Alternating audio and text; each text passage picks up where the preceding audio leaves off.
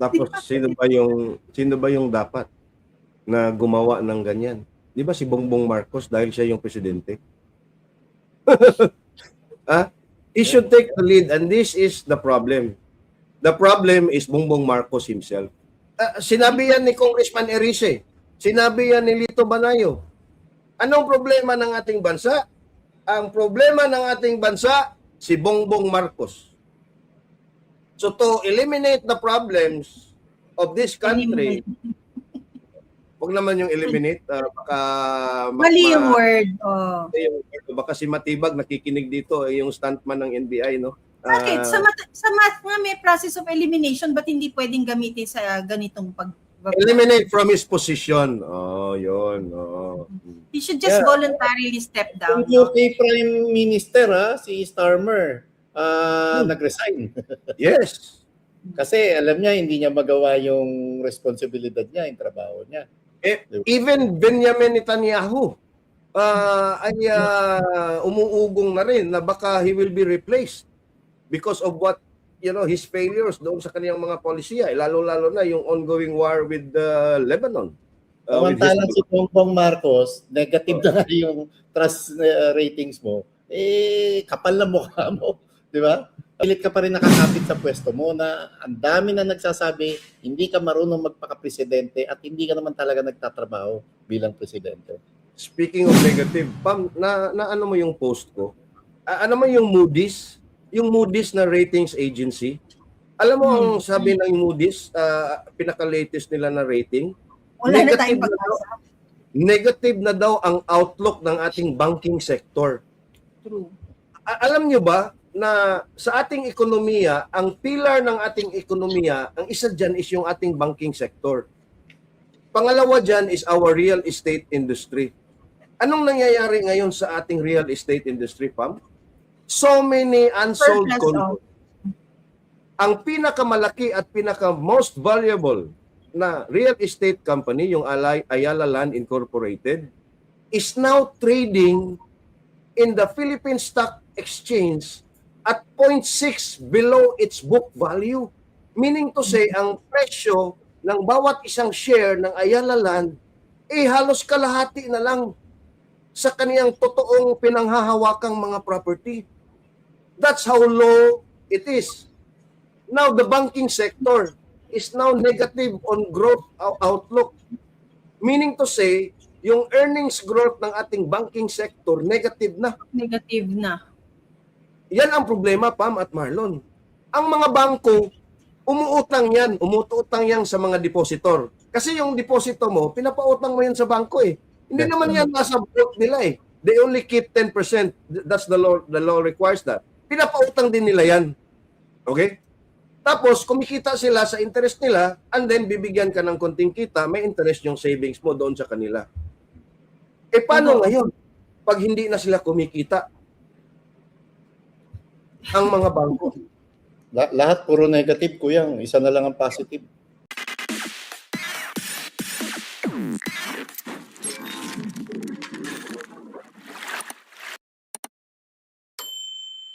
Yeah, okay. Kuya, yung sa online games is just one of many na dapat ang approach natin sa mga issues na ito holistic. Yung holistic you were wishing kanina na sana magkaroon ng task force kung si CICC hindi naman pala deputized, di ba?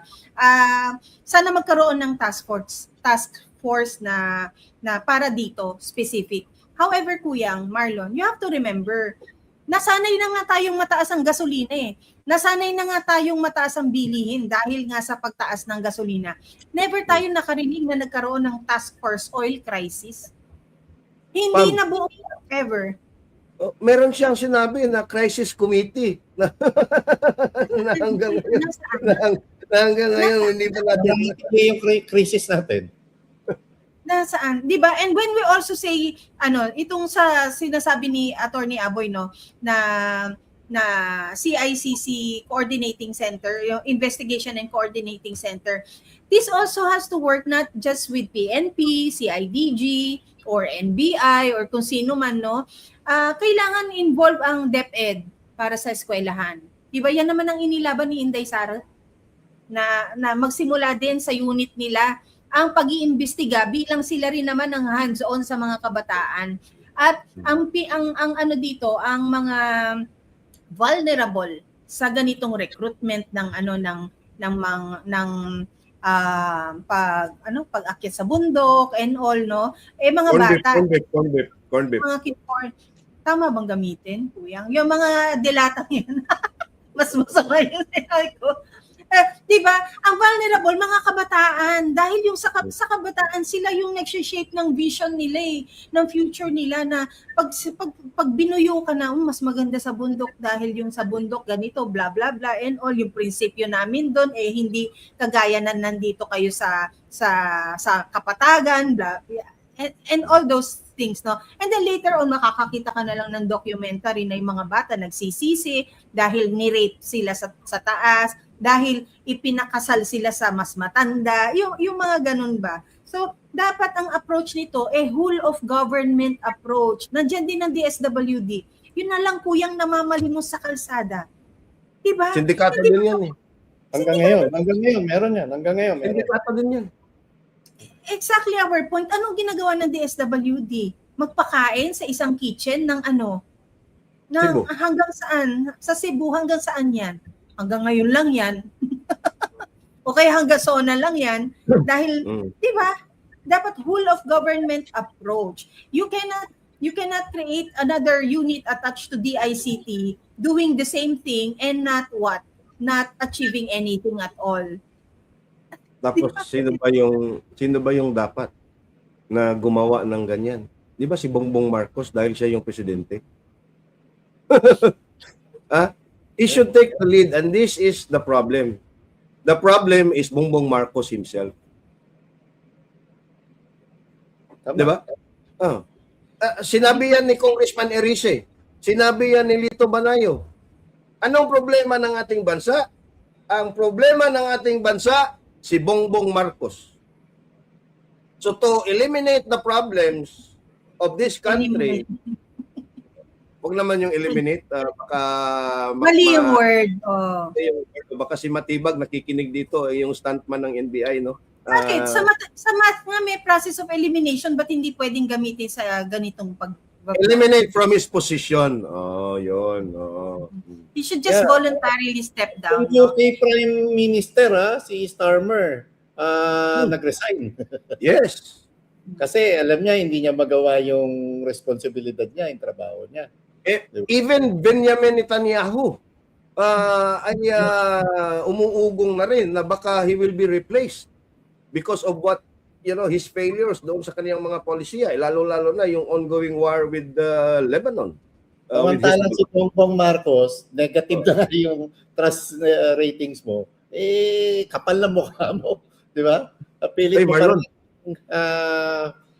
Pilit ka pa rin nakakapit sa pwesto mo na ang dami na nagsasabi, hindi ka marunong magpaka-presidente at hindi ka naman talaga nagtatrabaho bilang presidente. Speaking of negative, Pam, na ano mo yung post ko? Ano mo yung Moody's? Yung Moody's na ratings agency. Alam mo ang sabi ng Moody's, pinaka-latest nila na rating? Wala na tayong pag-asa. Negative na daw ang outlook ng ating banking sector. True.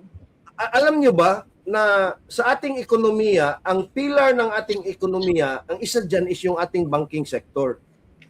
Pangalawa dyan is our real estate industry. Anong nangyayari ngayon sa ating real estate industry, Pam? So many unsold condos. Ang pinakamalaki at pinaka-most valuable na real estate company, yung Ayala Land Incorporated, is now trading in the Philippine Stock Exchange at 0.6 below its book value. Meaning to say, ang presyo ng bawat isang share ng Ayala Land, halos kalahati na lang sa kaniyang totoong pinanghahawakang mga property. That's how low it is. Now, the banking sector is now negative on growth outlook. Meaning to say, yung earnings growth ng ating banking sector, negative na. Negative na. Yan ang problema, Pam at Marlon. Ang mga bangko, umuutang yan sa mga depositor. Kasi yung deposito mo, pinapautang mo yan sa bangko . Hindi naman yan nasa vote nila eh. They only keep 10%.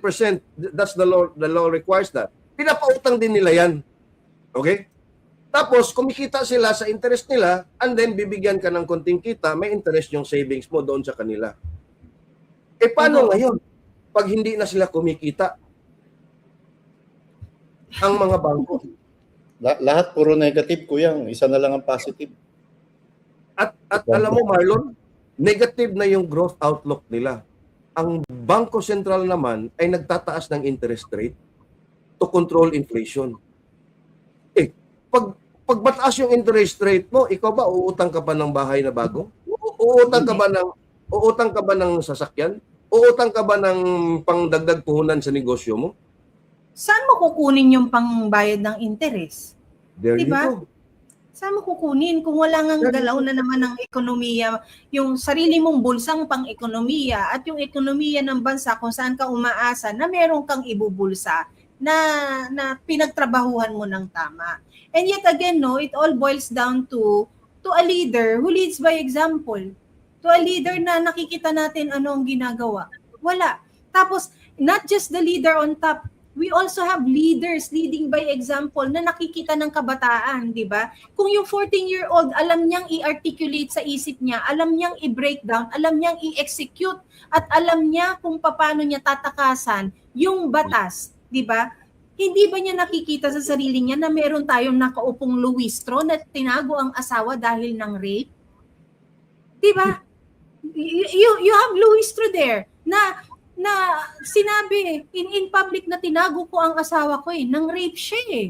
Eh ano naman ako na lawyer kung hindi ko siya ililigtas? Number 1. Number 2, didn't we see Franz Castro serve her term na siya ay convicted?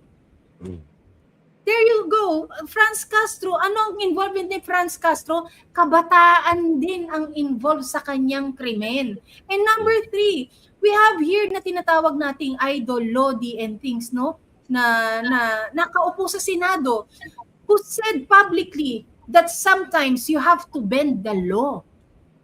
Sa tingin mo yung mga bata hindi nakikita yan? Hindi iniidolo yan na sabi, yung bata na papaluin mo, pahataw ka pa lang ng hindi nga belt eh. Pahataw ka pa lang ng malambing mong palad, hindi mo naman ididiin, hindi mo naman lalakasan. Ano ang sinisigaw? DSWD kita. Bantay bata kita. Eh tayo nun halos bugbugin tayo, itali tayo sa poso. Hindi tayo nagre-reklamo.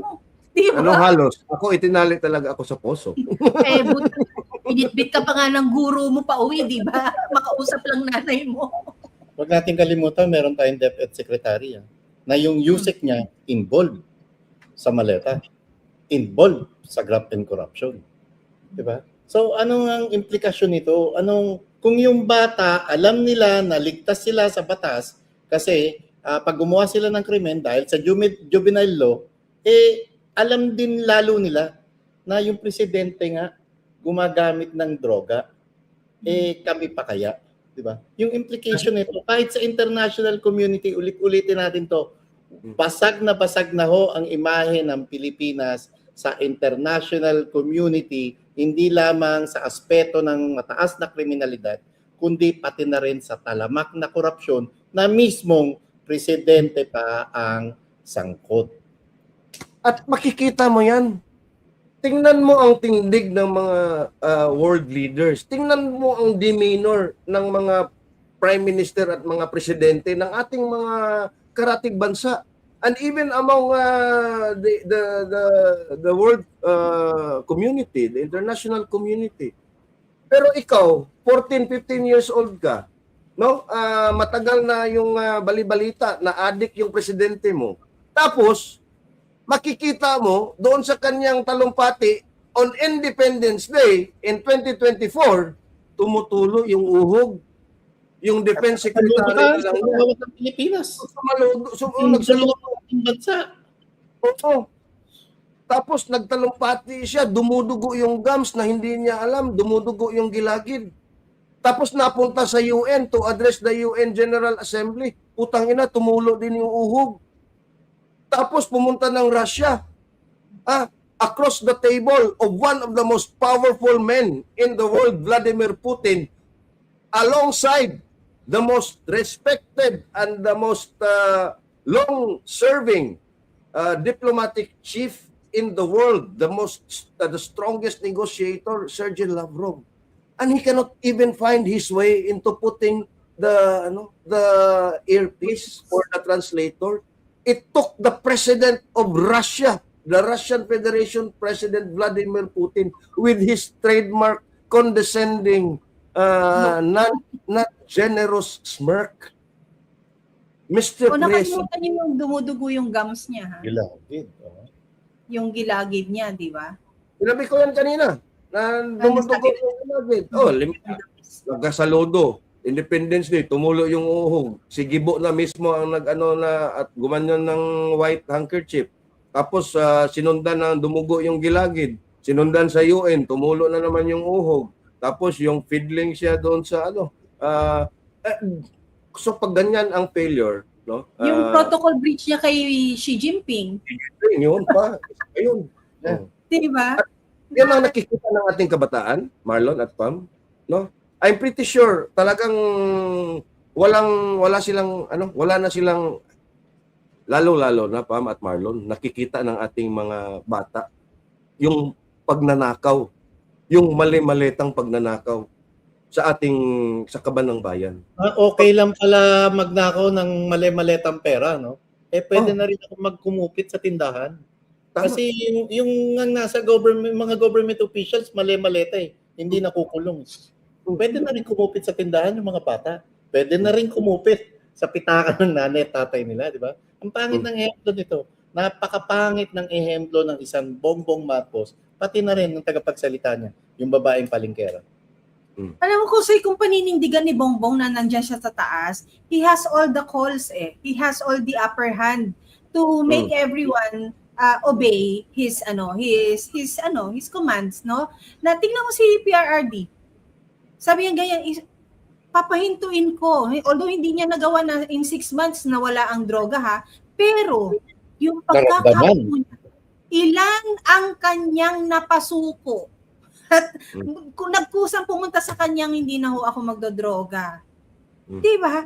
Tapos ngayon ang sasabihin nyo, lahat ng ito dahil kay Duterte na naman? Claire? Claire na bye na yung ingat. Papasok yan. Keep safe. Kasi mag-ingat talaga.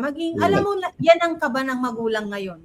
Marlon, Kuyang, di ba? Yung kada lalabas ng pintuan ng bahay ninyo, ang anak ninyo. Unang-una, safe sa kalsada habang nag-aabang ng jeep. Pag sakay sa jeep, safe ba ang gamit ng mga anak mo? O, sige, yung gamit pwedeng mawala, pwedeng mapalitan. Wala bang nambasto sa anak ko? Yung nasa isip ng tatay, nakapasok na ba sa eskwelahan? Neng, nasa school ka na, opo, tay, nandito na. So, okay, yung maghapon na yon, kagaya ng nagro-roll sa isip natin yung eksena sa eskwelahan, di ba?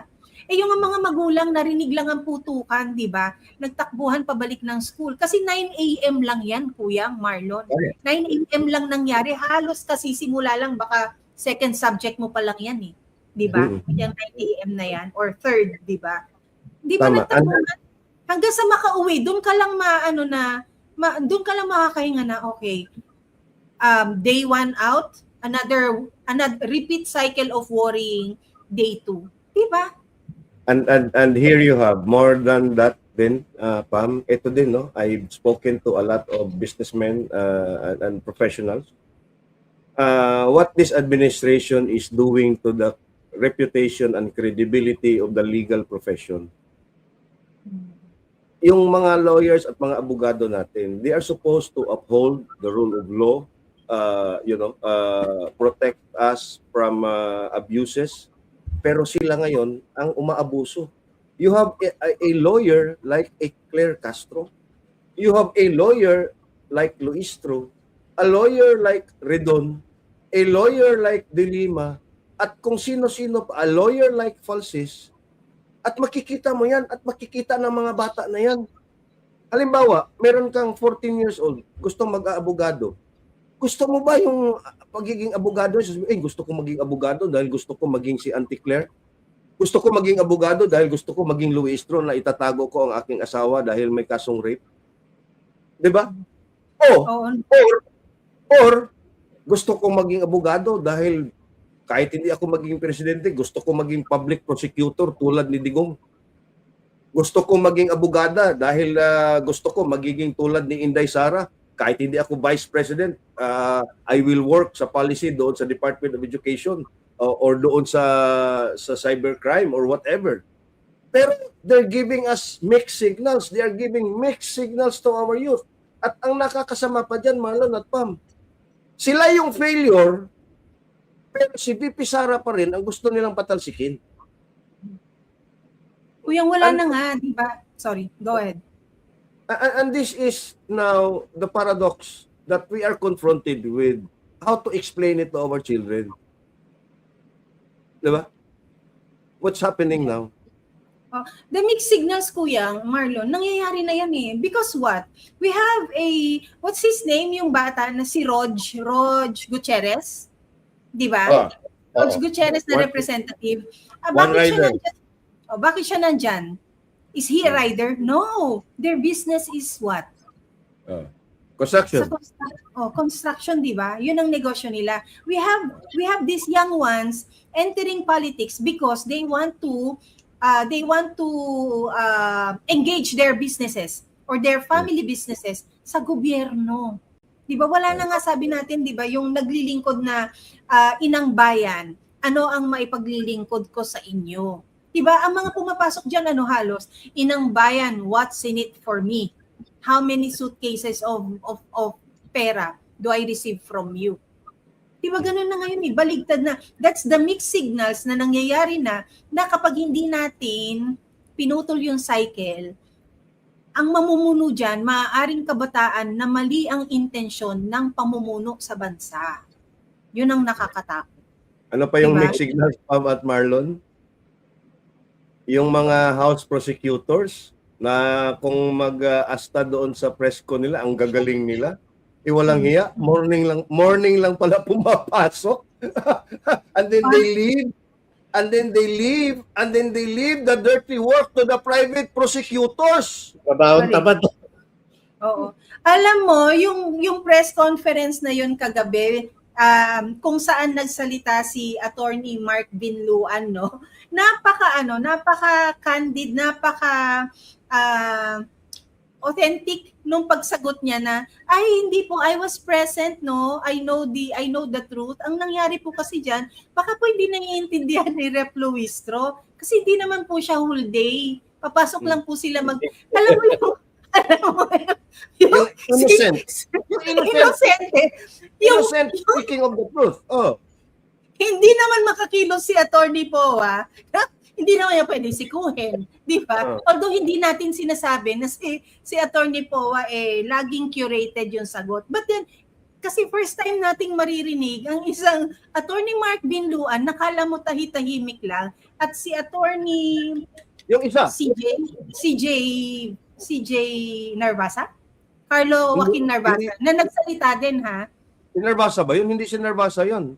No, CJ Carlo Joaquin Fortune? Sorry.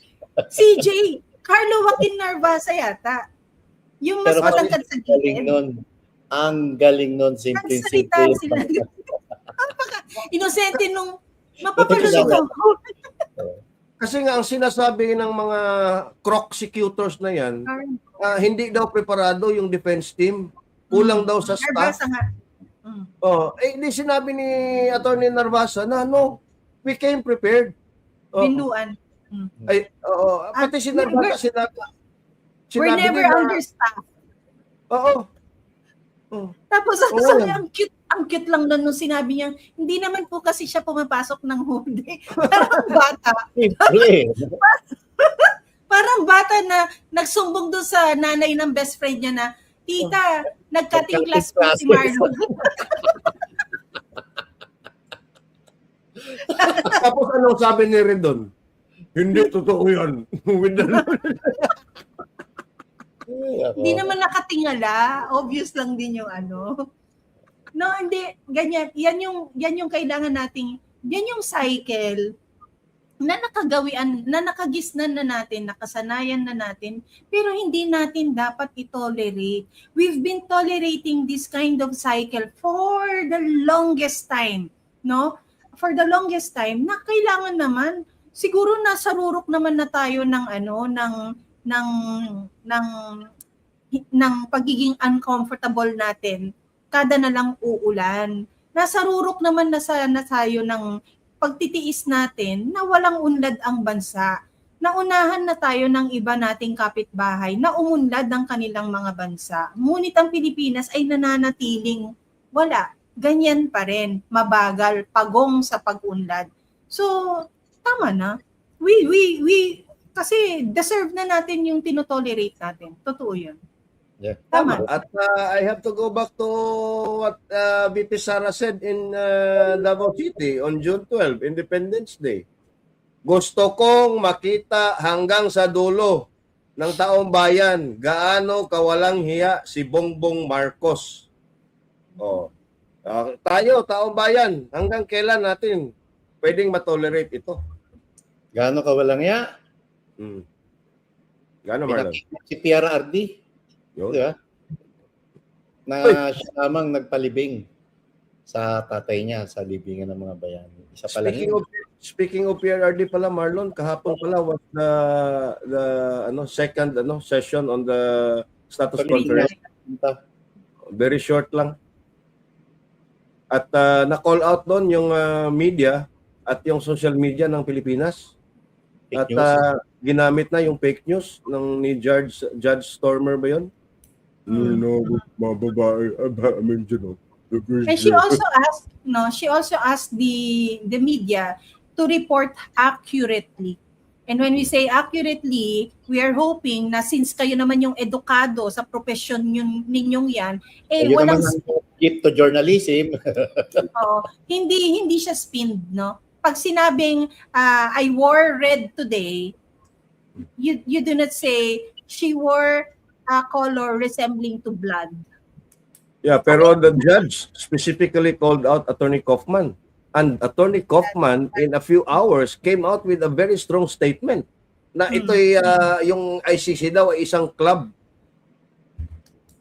Isang club lang na nag-uusap-usap sila doon. Yeah. Because he was in-address yung bakit daw lagi kada labas niya nakikipahayag siya sa mga tao. It's a national concern. And he was not even talking about the merits of the case, ha? Correct. It's just really the status, di ba? And paano makakarinig ang bansang Pilipinas kung sa ICC lang makikinig, di ba?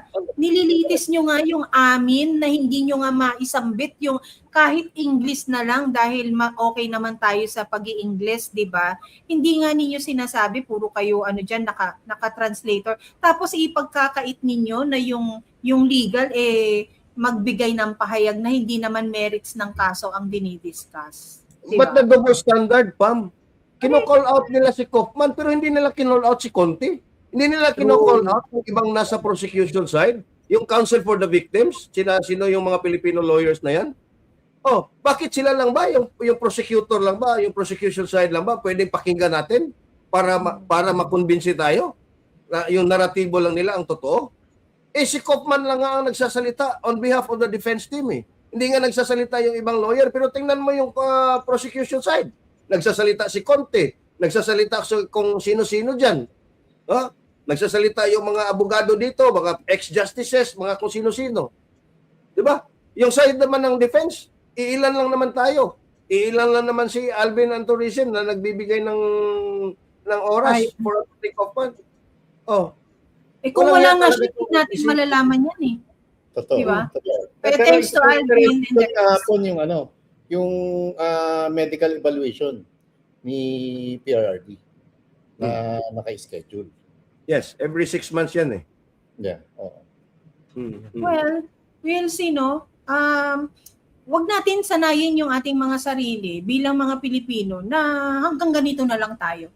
I-level up naman natin yung ating pangarap sa ating mga kabuhayan. Yan pagsisimula ng pagle-level up naman ng ating mga sarili, di ba? We spoke about upskilling, Kuyang, upskilling sa iyong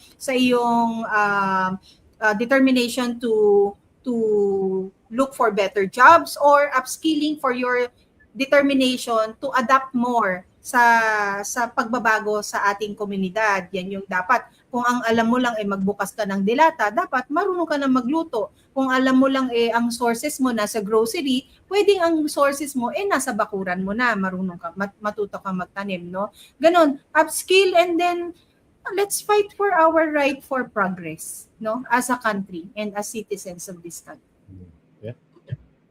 And then, in closing, I have to say this, no? Ilang tao na ang nagsasabi dito. Ang Pilipinas ay hindi mahirap na bansa. Ninanakawan lang ng gobyerno niya. Kawatan lang ang namamaala rito. That's why we have to realize it. Okay? Alam mo ba, may BHW dito sa amin na may even at counselor. Yung mga gamot, ninanakaw niya. Hindi ninanakaw, kinukuha niya, dinadala niya sa bahay niya. At namimigay siya for her own political benefit. Di ba, So, ibig sabihin pa, Marlon, kahit BHW, Barangay Tanod, kumukutong pa sa mga tracking na, kasi truck ban. Imagine from the Tanod to the President. That is how corrupt this country is. And we are not talking about the private sector corruption. It's a government. No, that's what I'm saying. I'm just only talking about the corruption in government. What about the corruption in the private sector? Mas malala pa dyan ang corruption in the private sector. Now dealing with the large percentage of their projects sa government, ha? Kuya. Exactly. At ang malala, alam na kung sino kawatan, wala pa rin napaparusahan. At ang mga pinapakulong, yung mga tingin nila na balakid sa kanilang sindikato. Yes, yun. Maraming salamat po sa inyo, no. Patuloy po ang ating pag-iingat at sa mga magulang na walang panahon sa mga anak. Siguro ito na rin ho yung panahon na tutukan natin, mag-leave for 1 week, tignan natin kung ano po ang behavior ng ating mga anak, 'di ba? Ihatid, isundo sa eskwelahan, bantayan para masigurado natin ang kanilang kaligtasan, no? Ganon din sa ating komunidad, sana call out na rin yan, mga barangay level, no? Yung pagpapaigting ng curfew at yung simulan sa mga bata. Para ang kanilang kakalakihan ay isang payapa at ligtas na komunidad, no? Marlon? Pista ng San Juan Bautista ngayon. Happy Fiesta po. Wata-wata. Basa na ba yung lechon? Sa Maynila, meron din siyempre mga kababayan ko sa Malabon, Cavite. Natatandaan ko, may karakol dyan. Yung mga matatanda At sa Batangas. Batangas, San Juan, Batangas. Happy Fiesta sa inyo, mag-ingat po. And yung basaan, yung gusto lang magpabasa ang basa inyo. Okay. Kuya, basa? Gusto ko yung basa. Gusto ko rin yung basa. Basa yung soil para tumubo yung tinatanim natin. At gusto ko rin na basa ang ating kalooban, ang ating mga puso para makapasok at tumubo ulit yung ating patriotismo, yung ating nasyonalismo at yung ating pagmamahal sa ating bayan. Yun ang gusto kong basa. Nailigtas ni Ibi yun, na. Maraming salamat po sa inyong lahat. Nabasa tuloy yung mukha ko ng pawis. Ako nakaabang. Maraming salamat po sa inyo. Tayo po'y muling magbabalik bukas. Sa lahat ng nakipagpuntahan, babawi kami ng pagbati bukas. Muli, ako po si Pam at si Inday Sara ang aking presidente. Ako naman si Marlon at Inday Sara ang aking presidente. Ibi Hugalbot, gikan sa Sugbo. Subscribe to the Amateur Pundit with Ibi Hugalbot sa YouTube channel. Si Sara Duterte, ang presidente ko last year pa. Maraming salamat po sa inyo.